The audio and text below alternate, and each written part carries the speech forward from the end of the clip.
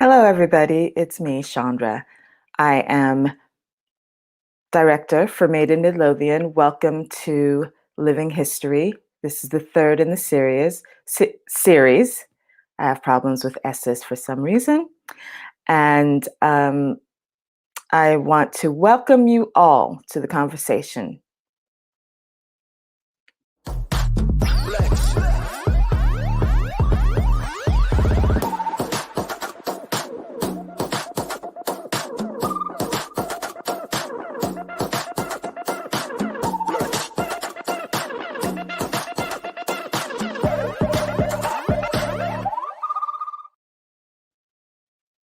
Here's our piece for this week.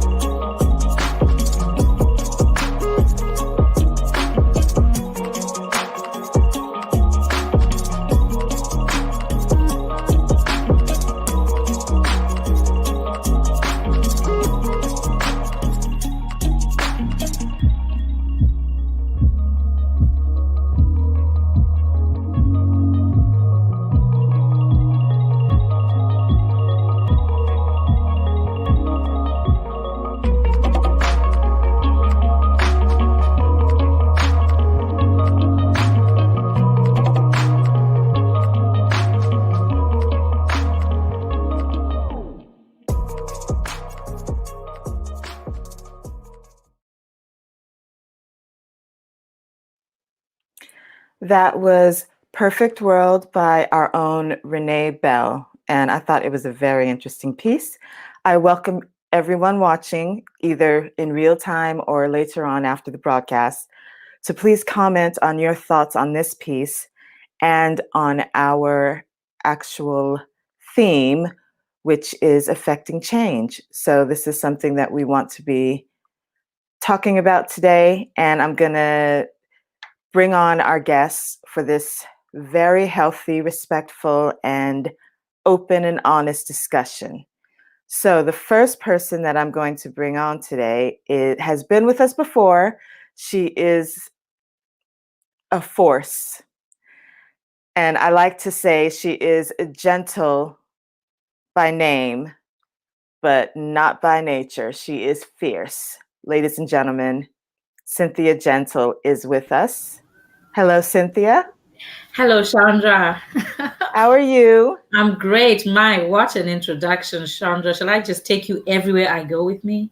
Yes, of course. No, brilliant. Thank you for being here. Now, you are Zimbabwean and you've been in Edinburgh for 22 years. That's right, yeah. Yeah, mother of a talented young man of mixed heritage. Yes. You're passionate about cultural representation and all issues concerning Black lives. That's right. That's right. And I know you as the founder of the African Caribbean Society Scotland.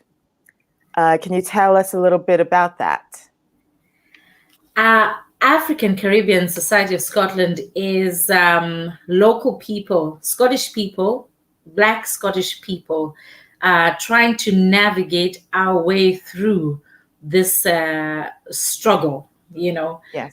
trying to find our own identity in this struggle, mapping out what our needs are, what our experiences are, acknowledging everything that has happened in other parts of the world, but really wanting to define what it is like to be a Black person in Scotland, owning that struggle here in Scotland, and getting together to find a way forward for all of us.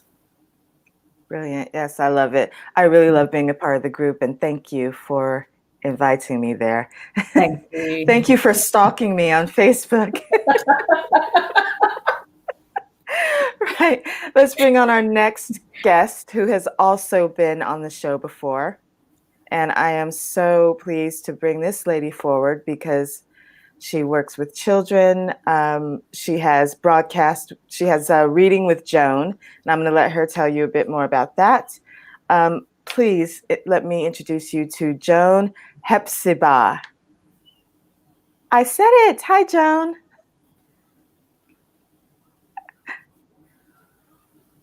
Ooh, your microphone is on mute.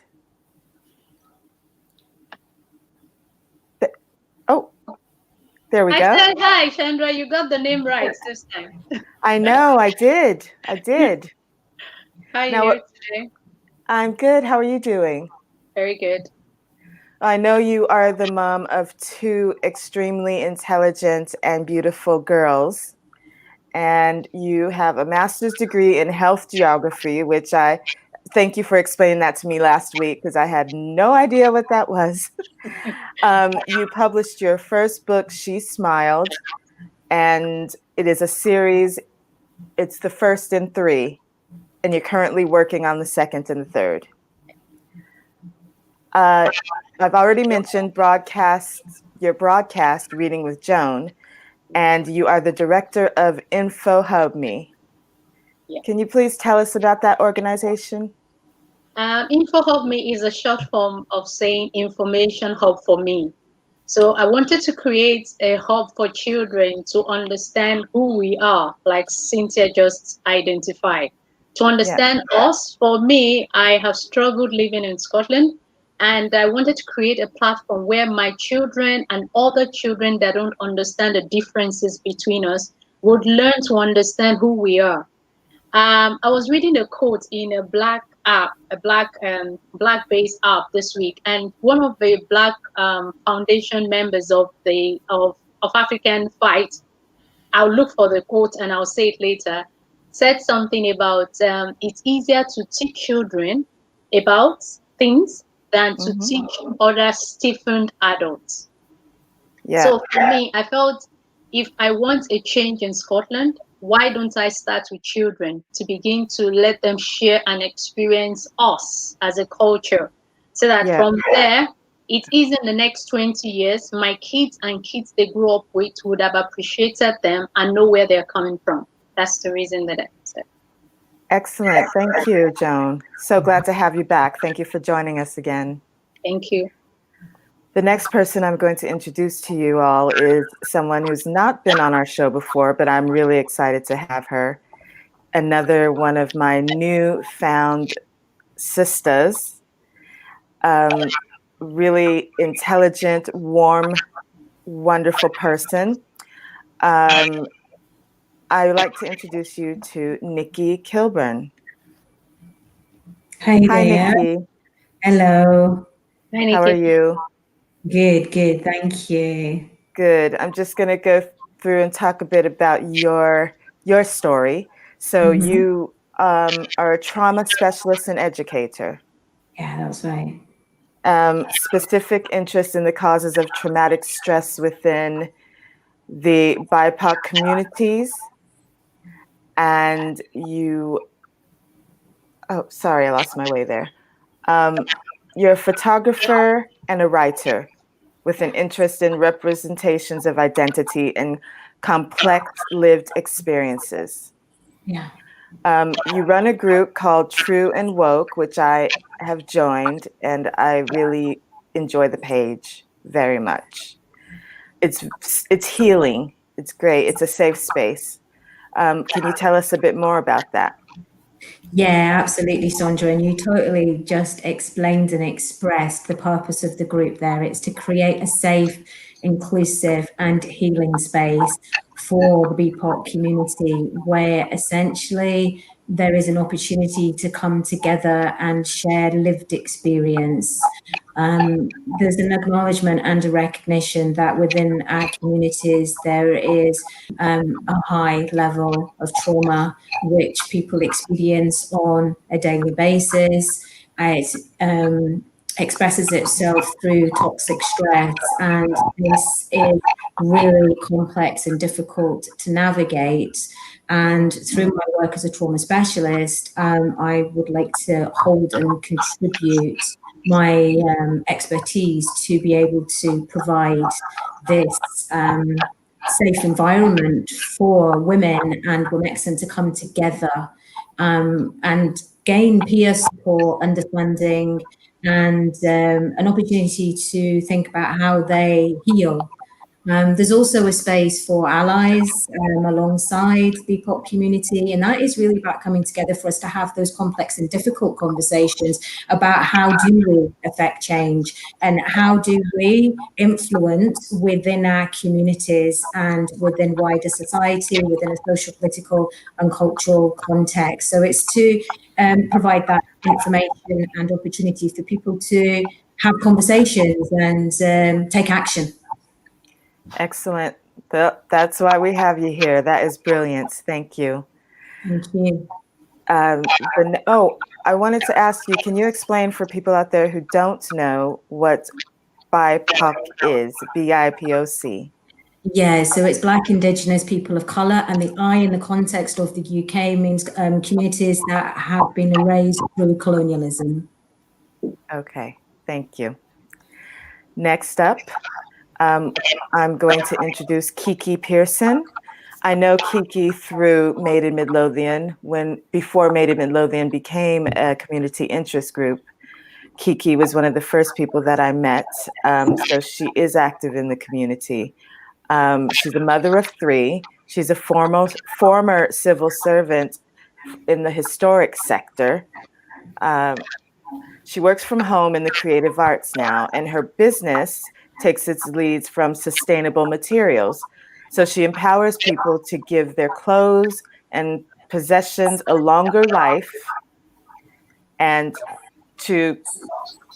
or create their own clothing from recycled materials. Sorry, that was a bit of a mouthful, but welcome, Kiki. Hi, that sounded, oh God. Anyway, yes. Well, but it's true. I've seen you make like shirts, the cutest shirts out of like curtains or something. It's trying to teach, well, yeah, old-fashioned skills, and make them up to date and with a view to having a better impact on our environment. That's what kind of drives me and my small business. There you go. Excellent.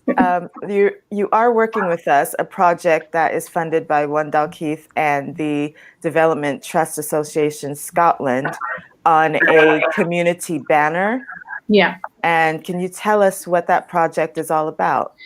So my background is there's a lot of sewing going on in my history, I guess, and quilting is a big part of what I do. I can't sell it, obviously, but banners also express very loudly and proudly who we are and what we're all about. They're an embodiment of an organization, and they can identify our aspirations and our goals.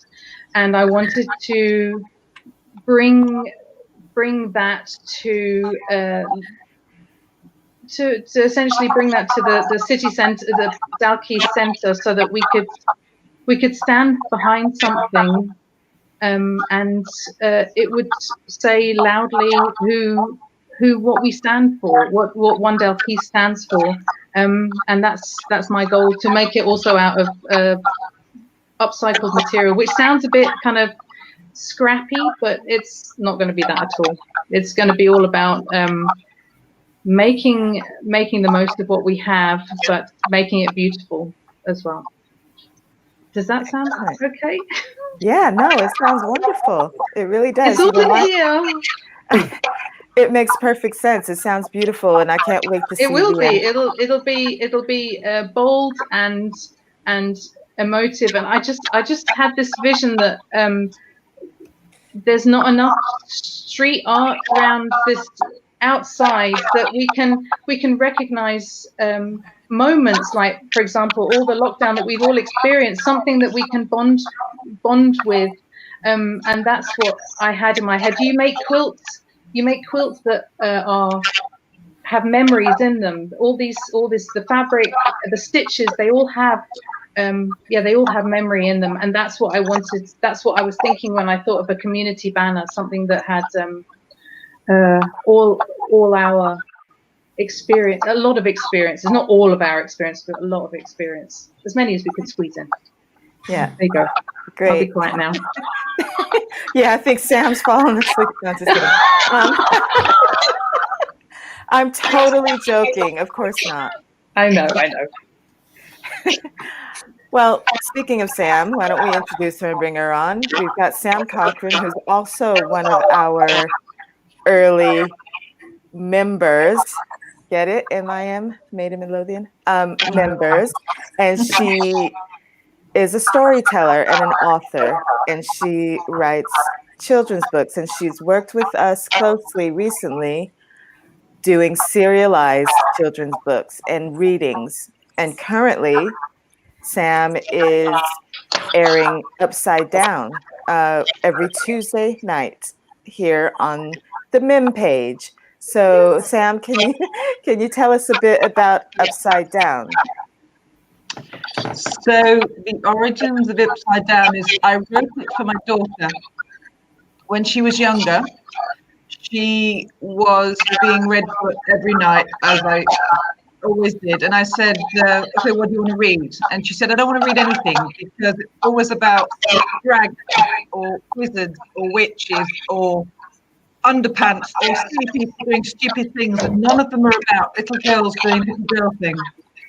Normal, ordinary girls doing ordinary things. So I wrote Upside Down because it was about an ordinary family that go through something.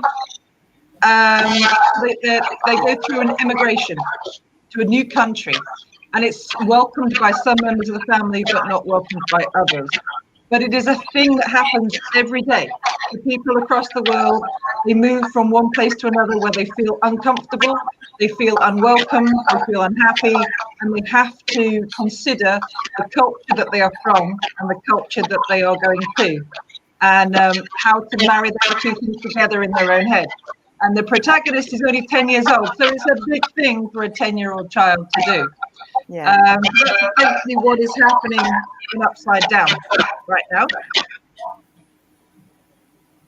Excellent. Thank you. Sorry, I'm getting a lot of feedback. Are you guys getting that as well? Yeah. Can I just ask if any of you have the sound turned up on your computer, if you could maybe turn it down a wee bit? If you're not wearing these headphones. Yeah. Is that better? Yeah. Okay, great. First thing we do on Living History is we talk about the piece. Now, the piece is ceramic work by our founder, Renee Bell. And she's, I don't know, some of you haven't met Renee yet, but when you do, you will not forget. She's from Tasmania, and she's just like a little Tasmanian devil. She's just all over. She's just busy in the brain. But she is a really soulful and beautiful person. Now, I am very interested to know what I think about the piece. I'm going to first go to Nikki. What are your thoughts on the piece? I really loved the process of mixing the 50-50 of the clay. I appreciate that it came from an unknown source, and I think often that represents the process that we go through within life, in terms of we seem to have this requirement or need to understand and identify. And there's so much complexity there that it allows us to move out of that space of labeling, which I think is really significant and creates that space of freedom. I found the work really tender I wanted to touch it. It was so emotive, but it also had this kind of really powerful volcanic element to it as well. You know, there was just something really strong and imposing, but also beautiful and vulnerable. And I think that is often what can happen within it's described as a mess. And that is often the mess of life, isn't it? Essentially, that we all have. Life is just spilling over everywhere. And I think that then how we're coming together from different communities and different places, it's that tenderness of how we navigate that with thoughtfulness and the kindness and, you know, the compassion. And I really felt that. And within that whole kind of process that Renee went through, I felt there was a huge amount of sensitivity to the. Yes, I agree. I couldn't agree more. Cynthia, what about you? What did you think of the piece? Yeah, well, I noticed that it said that they didn't know where the black clay had come from.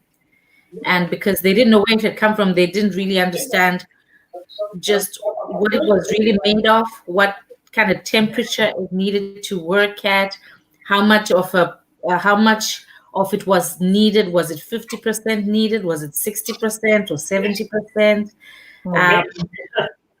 Yes. The black clay wasn't obviously. I'm now thinking about immigration and black issues, right? There's lots of reasons why that black clay was taken from wherever it was taken from, but I feel not just with the art but also with life, it's also important to understand what the black clay is made out of, what it's needing on the you know, in the potter's hands. What does the clay feel like? What's the texture like? Is it needing more water? Is it needing more heat? Is it needing more time on the wheel? You know, all those things. And yeah, that's what I'll say for now. Before it's mixed with other types of clay, maybe to get a better understanding of what makes up the black clay. Thank you, Cynthia. Sam, what are your thoughts on the piece? I was struck at the end about what a great big mess it was. And that's it, really. The fact that it became a great big conglomeration of all kinds of everything. It was a mess because that's what life is. It's a complete melting pot, and it did look kind of melted. There's a complete melting pot of everything. And that's what we all have to embrace, the fact that you can't control what's in the pot in the first place. You can't control what goes on once it's there, even if you try and control certain parameters like the heat and the water and etc., that at the end of the day, it's like trying to control a toddler. You just can't control what comes out because it has a will and a life of its own, because that's what life is. And that's what struck me about that particular pot. Great. Okay. Joan, you look like you're ready to weigh in. I think I just love each perspective, but I think the perspective I'm going to come from is the porter himself. What was in the porter's mind when she was mixing it? Because there must be something she hoped to achieve by bringing the black and the white clay together. And so in life, there are things that we know we can't control, but there are other things we know we can control. So if somebody is opening the borders of a country to bring immigrants, what did you plan for them? What were you expecting when you bring people into the country? Were you expecting to label them? Were you expecting to ostracize them? What was your plan? I think that's the bigger questions that governments and establishments should think about. When I'm employing people, what is my expectation? What do I want to do with them? Because right from the porter's hand, remember that when she was making it, one of the scene, the clay, the black and the white clay mixed up very perfectly. There was a scene like that. And at the end, there was a messy one. So the potter is thinking precisely, am I creating a clean blend of the two, or am I going to end up with a messy one? Because it's whatever your thought is at the beginning, that's what you will end up with. We need to think properly the processes sometimes, because it's not every time that things fall into time and chance. Sometimes we are human. We can actually put things into, I know that we can't control some things, but there are certain things we can control, and we can put things in place to make sure we mitigate anything that could cause things at the end of the day. Thank you. Kiki? I found Joan's points really interesting. I'm kind of trying to process it, so I'm going to watch it later again, and because those points, something resonated with me with what you said, but when I watched it, I feel really nervous about talking today about this, because I don't share a lot. I share a lot with my family, and we talk a lot about our privilege, and maybe this is completely off point from the sphere in the sphere video, but I know I get a lot wrong. I know I get a lot wrong, and I'm feeling really emotional about it. But what I found from Renee's video was that at the end, when after she'd created her perfect sphere, and it had to go for the second firing or first firing, and it turned into this mess. But she sounded positive at the end, that this wasn't the end. So she'd made a mistake, and she was going to work from that. And that bit resonated with me. That little bit resonated with me, because I'm finding that I'm making a lot of mistakes. Absolutely, I'm making a lot of mistakes, but I will make a mess, and that mess at the end, I thought, she's not going to leave it there. She's going to try again and find out how to improve this, or make it better, or make it work, whatever that takes. And that's what I took from it. I mean, apart from that, it was beautiful in its first, when it was first created, it was beautiful. And I wonder whether she picked, when she cut into it, when she was refining it, whether she was picking out what details she was picking out that she liked because of the marbling effect of the clay, and whether that how that affected her eye, and what she was trying to get out of there, what she was trying to bring forward, and while she was carving it. I don't know. I'll stop there. Thank you. I'll tell you what struck me about the piece. There was two things. The first thing I thought is, she didn't know what to do with the black clay. She didn't try to find out. She didn't Google it. She didn't try to find out where it was from or the origin of it. And the second thing, and that's not a judgment, that's just, it's a statement, I think, on the world at the moment, or historically. And secondly, the end result, I thought, was absolutely beautiful.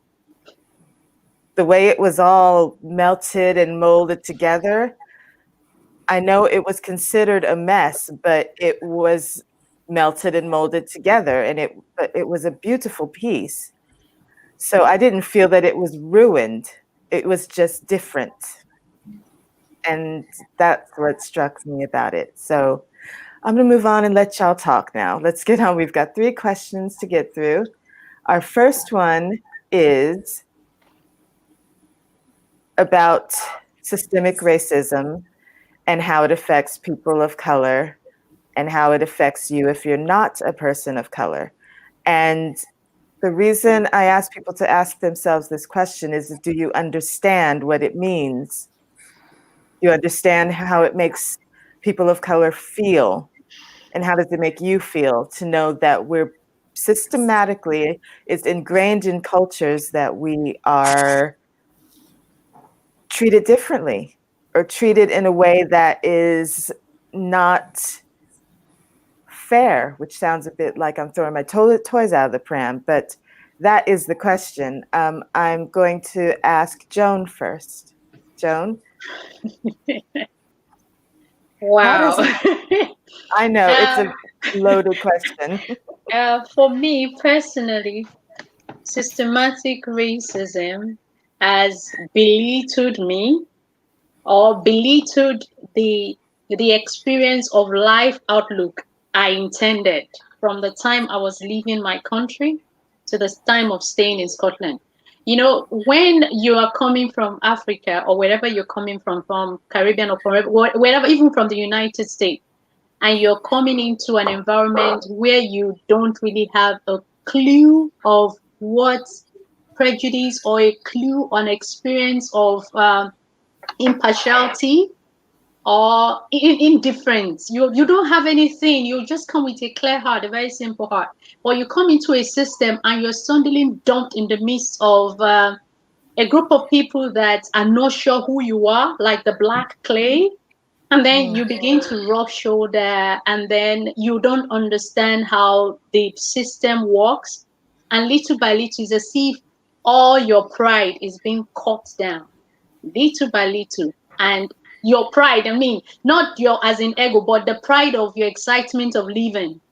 That's what systematic racism. It drains your excitement of living. It subtly drains life out of you. And then if you are not careful, you become a shadow of yourself. There are a lot of people that become a shadow of themselves because they are just in the mix of the rotating thing, on rotating ball, and they can't even figure out where they lost it. I think that's how it affects some of us.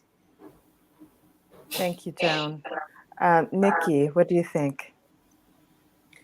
I think touching on resonating with where Joan's perspective is coming from, I can relate to having lived experience of racism. I remember when I first realized that I was different because I was being judged by the color of my skin, and that was when I was 3 years old, and I was excluded from things, and children didn't want to hold my hand, and that informs your core beliefs. It informs how you process your place in the world as an adult, and having worked in many women's services and supported many women of color and Black women, it's about the trauma that Joan's talking about there that lives and violates the body and the mind, and that then becomes a form of disease that attacks. And there's no escape from that, because what happens is the body turns on itself and it starts to attack. And then whenever the person then leaves the house, they're faced with attack. And I think that what's pertinent is how subtle and invisible systemic racism is. And that's why it's very difficult to challenge, because it is often done through these complex behaviors where then it can often be turned upon the person, the family, the community of colour, where then they're made to feel that they're wronged and they're made to feel that they're the problem. And that's really difficult space, and it's a very painful space, I think. Yeah, I agree. And I know I'm going to let y'all talk, but I have recognized through this whole exercise of doing these 3 different shows is that my role in it, that it's so subtle that you end up acting out these ingrained racist ideals yourself as a person of color, because it is so subtle and it's in there, it gets in your head and you become a part of it unknowingly. And I think there are a lot of people, it's not just people of color, who become a part of it unknowingly. You know, people who don't realize that they're a part of this system and this way of thinking. And I think I've realized that for myself. So I'd be interested to know, Sam, I know you're an educator. And so would like to know your thoughts on this, particularly in the context of schools as an institution, as a system.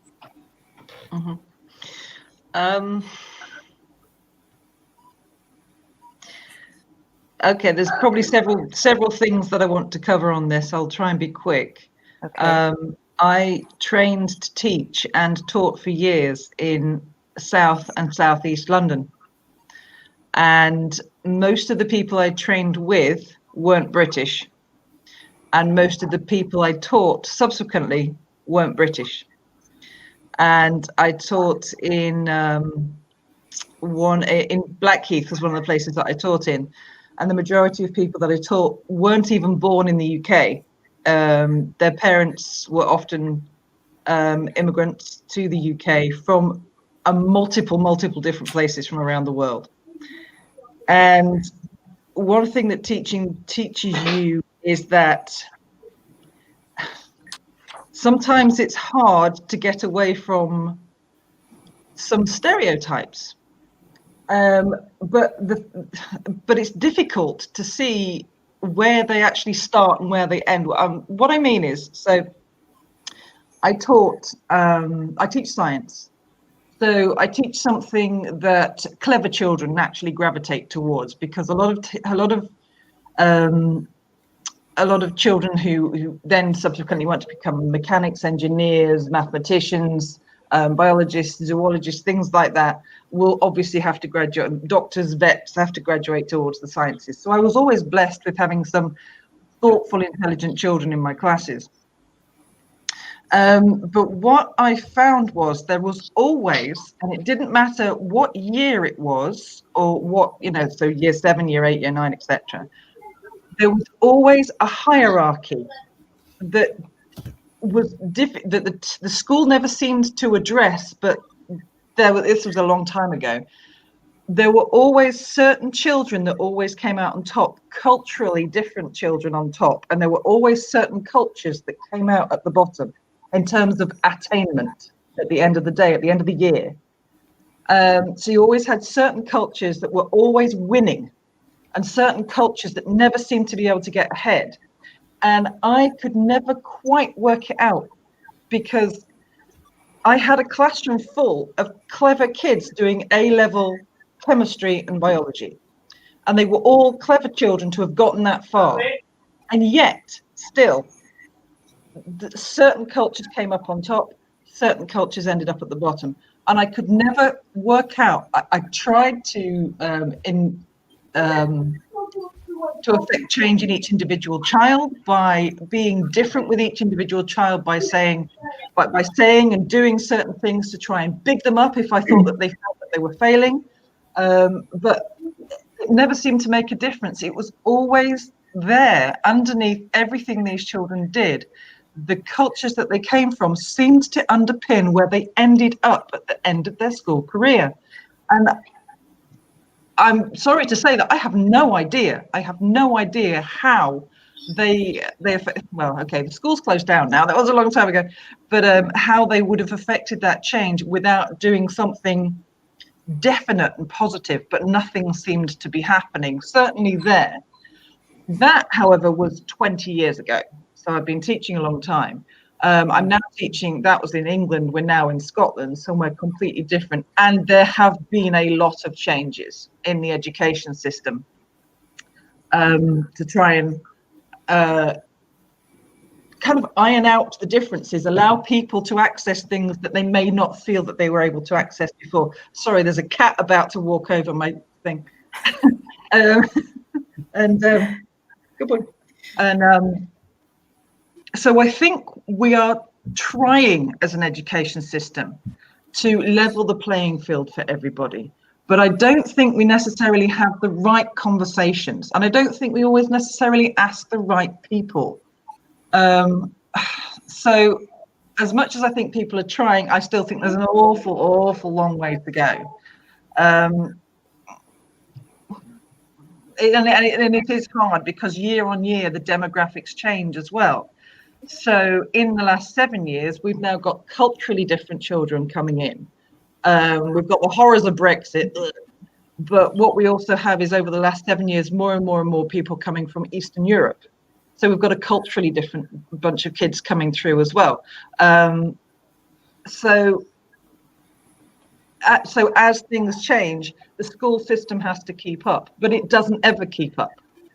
Do you see, Right. what I'm Yeah. saying? So Yeah. as much as I think they are trying to do the right thing, there's still plenty to be done, unfortunately. But on the ground, as a teacher in front of kids, all I can do is offer them all the same basic information, education, access, and then on top of that, what I perceive to be what that individual child needs. Now, there's no legislation for that. There's no rules for that. There's nothing that the school tells me to do that for that.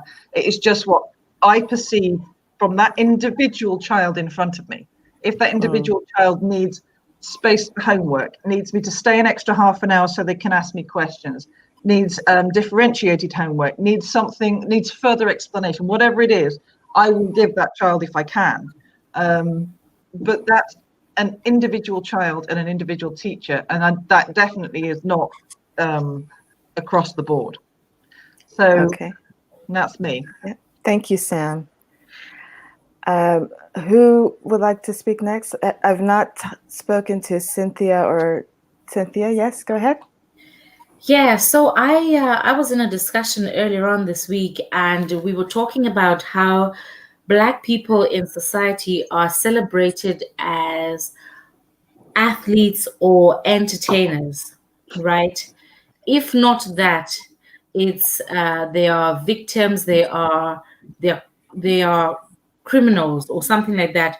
So it's either it's Black people are always seen in extremes, either highly successful or right on the other end of the scale, but nothing in between. And that's where the majority of Black people are, you know. So the struggle then is for people who are in the middle. We are people like me who are not Usain Bolt or a criminal, you know. It's harder for people like me in the middle, the mass in the middle, to be represented in normal daily life. So it's almost like if you're not superhuman, you're subhuman. And if you're neither of those, we don't really see you, you know.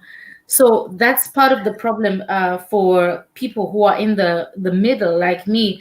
It's the constant justifying my existence. It feels like we're in a race, and I've got an extra 20 hurdles in front of me, you know, because I have to get over. There's so many things. Okay, I am a Black woman. All right, that puts me on a -1 already because of this patriarchal society, right? And then now the talks are things like people are more likely to be affected by COVID if they are from my community. That puts me on a -1. People are more likely to be affected by COVID if they are obese. That puts me on a -1. You know, so many things put me on a -1. And for example, even basic things like wearing an afro, wearing my hair in its most natural form is seen as a form of rebellion. You know, it's simple things about representation, like for example, that BMI chart. I mean, if you were to take that BMI chart to Africa, everybody would be extremely obese. You know, I don't know, I don't know, you know, how it works out the way it does, but it's everything has to fall in the line of what it's as if the West, this country, this way of thinking, this culture is the standard for what is right. You know, it doesn't take into consideration other cultures. You know, it doesn't acknowledge that not. It doesn't acknowledge that other cultures have things to bring. That other cultures are not coming from a one-down position. You know, it's very difficult growing up in a culture where you are, like I was saying the last time, you are majority everybody's, it's like I'm okay, you're okay kind of thinking, to suddenly being flushed into a culture where all of a sudden everything you've grown up believing is not quite good enough, right? From the way you sound, your name being difficult to pronounce. It's okay for people to say Tchaikovsky. It's okay for people to say Beethoven, but as soon as there's a bit of color to it, it's a problem.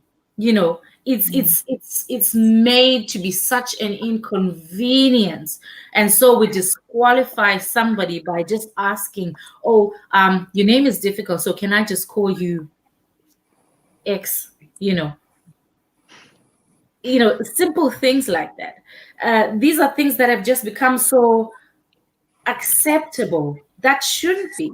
Yeah. And these are things that are propped up by systematic racism.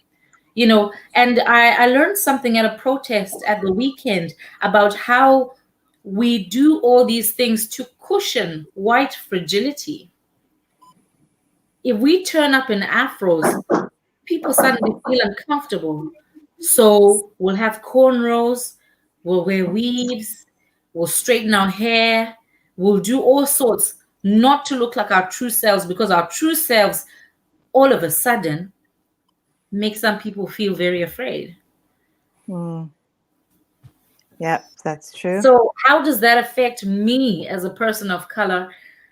I'm more able to talk about how it has affected me now as a middle-aged woman. I think I've spent most of my life actively trying to deny it and always trying to make it look like, do you know what? I'm fine. I've got it together. This isn't a problem. I think I'm at that stage where I can comfortably say, this is a problem.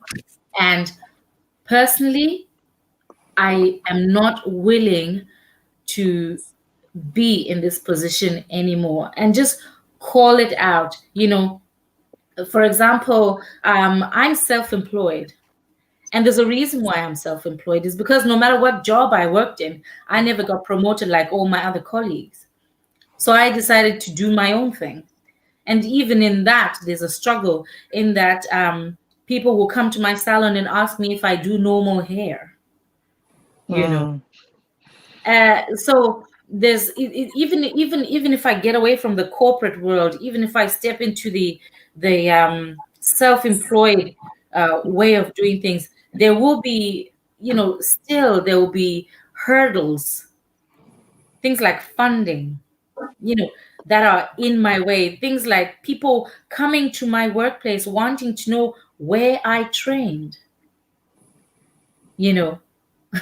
as if all the training happens on this little island. There is a whole world out there. And a lot of people, the people who have this mentality the most are people who have not been traveling, people who have not been exposed to anything else, people who think anything foreign comes down to music or food or clothing, not a whole different way of thinking. So yeah, I'm gonna stop there. Okay. Well, I think we're going to, Kiki, I've not heard from you, but we're short on time. I do have a lot to. I don't have a lot to add. I don't have anything to add. Are you sure? No. Yes. We'll keep it short. No. I absorb what you say. I since this all came to light, I say for me, but it's been going on for people of color, Black people, for too long, and I'm learning a lot, and it's pretty embarrassing being white sometimes, isn't it? Yeah, I'm ashamed to be white. I have looked back on all the situations, because I work from home. I work for me. I work here. It's very insular, and I don't get out very much.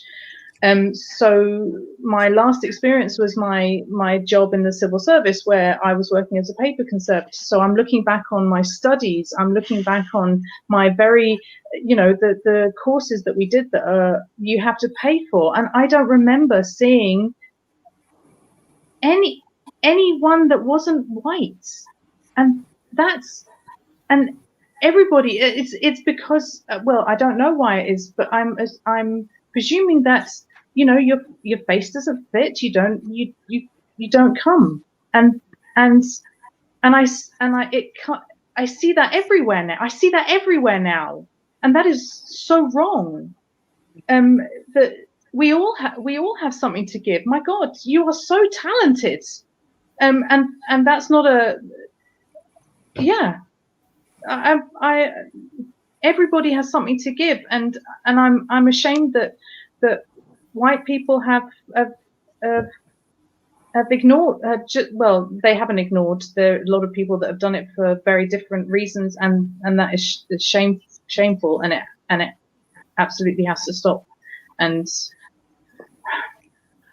Kiki, I don't I have. think Joan wants to say something. Thank you. First of all, I want to really appreciate the position where you are. Yeah. And I want to explain my own little analysis I've come to considering staying here for a couple of years. Yeah. There are two things. White people, I want to use fairly black and white. White people are operating from a place of fear. I was speaking to someone today. I come into a place of work with a first-class degree, the only master's graduate in the environment, and I'm put in the lowest level thinking I'm going to go up. My salary is going up every year. My position is not going up. I speak to my manager, and my manager says, "Oh, I started by cleaning the aircraft. Why don't you start from there?" I look at it. She's just afraid that I'm smarter, I'm prettier, I'm black, and I'm more vocal. So most of the time, the white is coming from the place of fear. And because of fear is very threatening. Fear brings hatred. Fear brings darkness. Fear brings pollution. Fear tries to gang up and make sure nobody goes through them. Because there is a word that says, in perfect love, there is no fear. And because of that, that's exactly what is happening. Myself as a black, I'm coming from a place of the history we have behind us, slavery.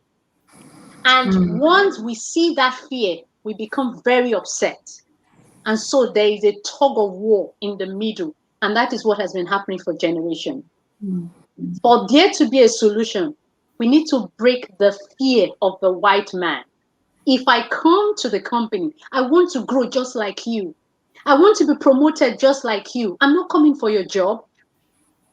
I'm not coming to take away. I don't want to take away the managerial position you have. No. I just want to grow like you. And because of the fear, and that is the genesis, and that is the pain, and that's the struggle, and that is the contention. Because even if you look at the slaves, some of the slaves were smarter than their bosses because they knew how to plant the sugarcane. They knew the better species. You understand? They were smart all along. So I think that's where I want to say. Okay, Nikki? I just want to keep it quite brief. I think that's really powerful, and thank you for sharing that, Joan, on how fear manifests itself. And I think that it's really important to recognise where fear comes from, and that is from conditioning, and that is the systems of oppression that have created and formed that conditioning, which really it then frames people's behavior essentially. So I think that we need to move away, and I think it's very important that we look at the systems within which people are operating on and how then they are manipulating their way through the world based on a trauma that they're going through and they are also experiencing as well, because the system is toxic. Yes. It's unequal within itself and how it plays out. And ultimately, we're all just pawns within that system. And if you look at the locus of control, it's an apparition of control. And the revolution needs to take place in order for us to dismantle this facade, this illusion of control, this illusion of power. Well said. I agree with you there. I think I wanted to just say in response to all of that is that the fear is not conscious.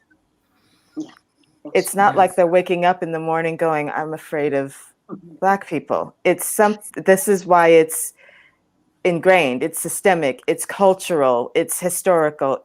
We are living history, meaning we are living our histories. And this session, although I've already gone over the time I said I would, I really think it's important that we talk about how we as individuals, what we can do to try to put those ripples through. Some people will tear down the walls and say, you know what, F you. But not everybody will do that. I think as individuals, as long as we're aware and we're talking about these things like we are today, and thank you, Kiki and Sam, I don't want you to feel like we're trying to put you as the white devils over there in any way, shape, or form. And I thank you so much for being here. But that's sort of, okay, the reason I just said that to you has a lot to do with white fragility, which we're going to talk about that book a bit later. Not too much later, though. But let's talk about going forward. Like, what will we do differently? And this is something I have definitely in the past, personally, experienced or witnessed, mostly experienced racist microaggressions. And I've not said anything or I've not done anything. And because, that's just, it's just them being a-holes. Why should I have to say anything? Why should I worry? I'm just going to keep being me. That was always me. I'm just going to keep being me. I'm going to just keep walking in the room, being in the room, and you will notice me. But how are they going to notice me if I've snuck in the room, I sat down, and I haven't said a damn thing? So I'm going to just put a wee description of the microaggression, and we'll just have that rolling along. And this is the subtleness of racism. This is the jokes, the silly things and questions that people say. You aren't like other Black people. This is microaggression, these types of things. So the question I'm asking is, how will you react in the future, you yourselves personally? And this is everyone. If you experience or witness racist microaggressions. Oh, sorry, I should say.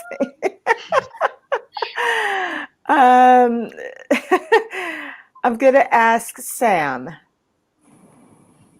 I'll be as quick as I can. I lived in Australia for a while, and I went out to some of the remote territories with a lot of Aborigines, and I was quite young, and I came across a lot of people who dismissed the Aborigines in everyday speak. It was as if they were sort of there, but we're not really going to deal with them or sweep them to one side. Don't really care.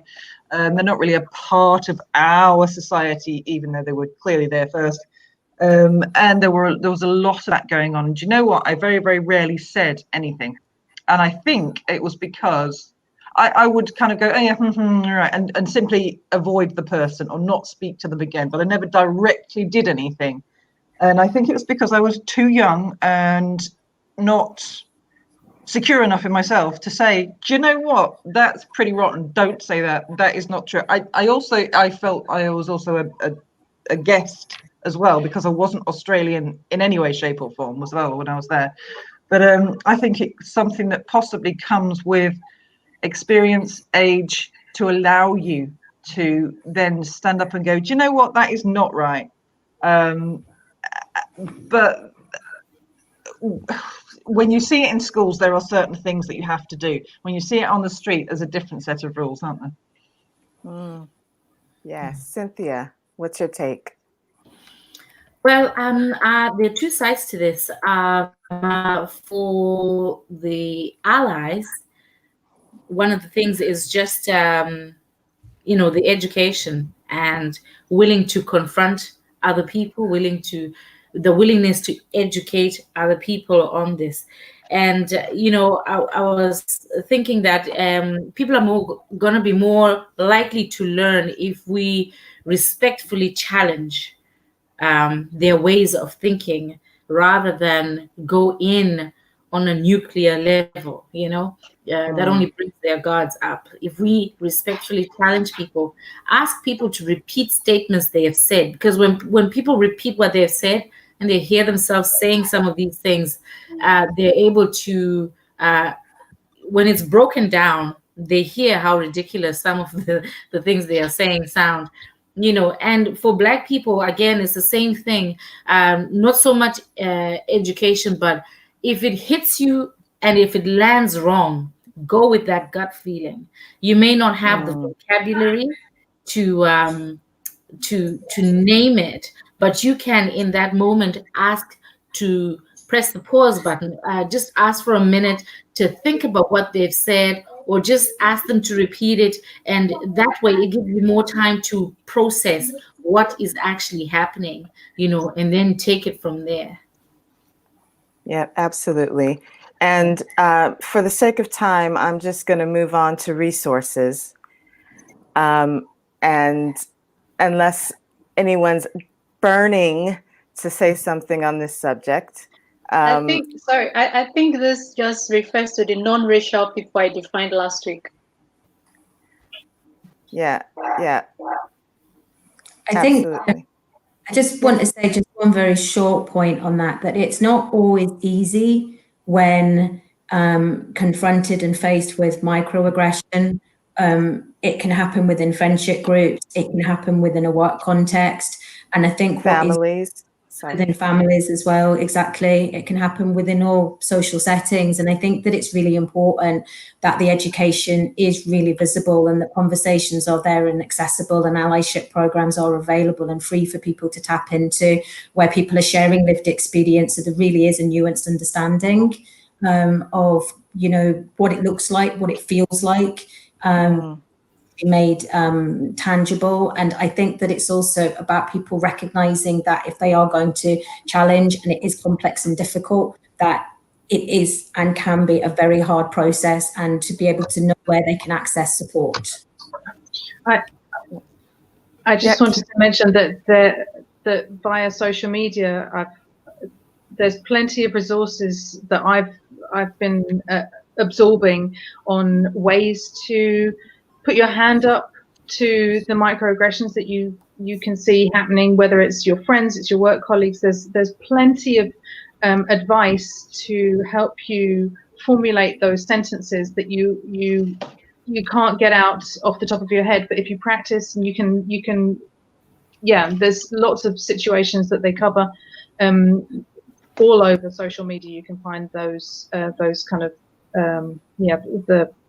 the words of wisdom that we need to help us stand up to whatever situation you come across, family, friends, schoolyards, the works.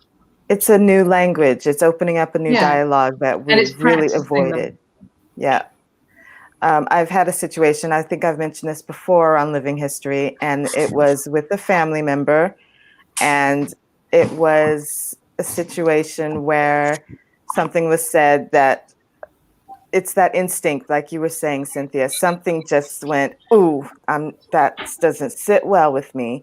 And I never said anything. And to this day, I mean, I'm talking about it now in this forum, and it still bothers me. But I was afraid that this person was going to think I was calling them a racist, and that they were going to turn the whole family against me. And it was a really delicate situation. So it's not always easy, like Nikki was saying, and it's about learning how to have those conversations. So speaking of resources, let's just move on to that. Since Kiki was talking about resources, I will start off with a couple. We spoke about this earlier, and it's White Fragility by Ryan D'Angelo, which is actually a very interesting book, very America focused, but I certainly learned a lot about why it's so hard for people to talk about racism. So that's one of them. And there is a YouTube show from PBS America, and it's called The Origins of Everything. And it is it's a 10-minute clips that tell you about the origins of slavery and colonialism and how these things actually happened and took place. Because although we want to move forward, we must educate ourselves on how we got here in the first place. So The Origins of Everything is an excellent YouTube show. I'm going to ask Cynthia.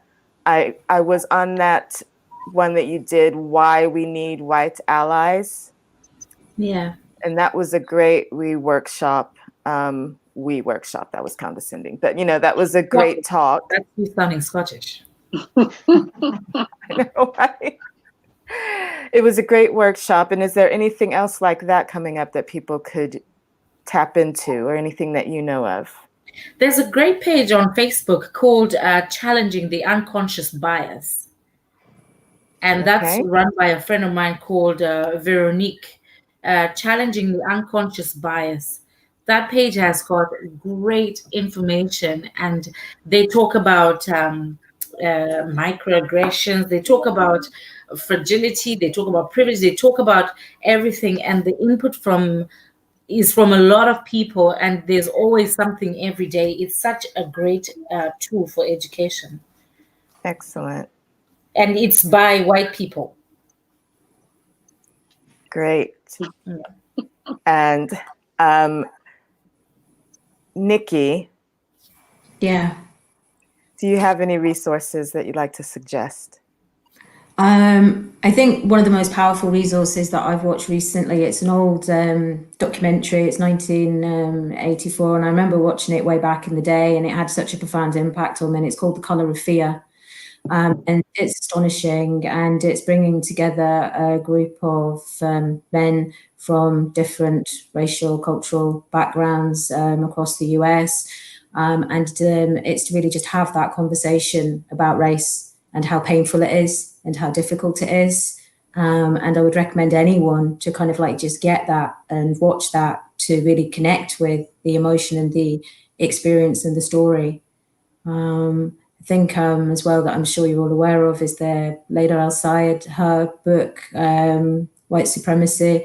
That's really, I think, a really great, I mean, she references it as well. It's a great follow-on to the White Fragility, because it's a workbook essentially.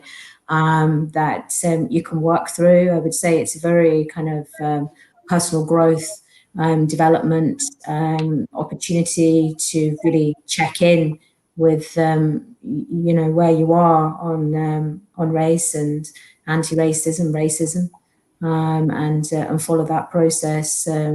It's very evolving. I also think that, just to mention the True and Woke group that I run as well, that is really about providing a safe and informed space for people to come together and have the conversation around, what is the impact of racism on people's lives, and what can we do, and how do we create that change at a personal and a local and a wider political and social level as well. Also a safe space to talk about lived experience. You can be held, and you can get peer support. Thank you, Nikki. Kiki, do you have any resources? I took to BBC iPlayer and podcasts to find out what it was that I didn't know about where slavery started, and the history of slavery, and the Windrush generation particularly. There's a few interesting series on, the one that struck me was the Windrush generation, and how the government, what Nikki was talking about, how that it comes from up above, and it seeps down into our daily lives. What is it? I'm summarizing badly, I think. No, that's But it was like I didn't know this, and how did we put people like this in power, and they are controlling the way we think. They're instilling that, they're constantly instilling that fear into, I say that fear into us, for want of a, is that okay? Is that the right? Yes. And they're telling us that, yeah, I won't go on, but that really was just absolutely horrific. Yeah, that was really important, that program, for opening my eyes to, yeah, and yet another instance of white privilege, I think. Yeah.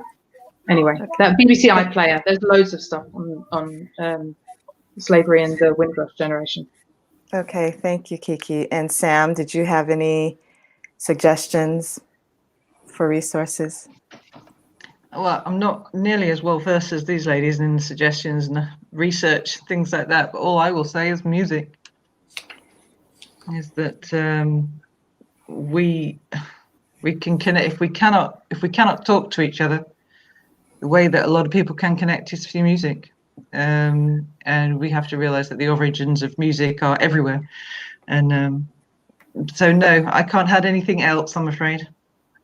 Okay, that's music okay. and honesty. There we go. Honesty. Yep, dialogue. Dialogue. I'd say that is the best resources. Just talk to each other. And I'm going to leave it there. And we're so over, but it's been a really, really nice conversation. Thank you all for being here today. And thank you to the viewers the 3 people who have hung in there with us, and the people who will no doubt see this later on. Thank you so much for being here, Cynthia, Joan, Nikki, Kiki, and Sam. If you're still watching, or if you're watching this later, please like, comment, and share. Made in Midlothian is all about stories and art and music. And we are always wanting to engage with Midlothian-based artists. So please do like us if you like us. And I'm going to say goodnight to my guests, and I'm going to do my snazzy outro.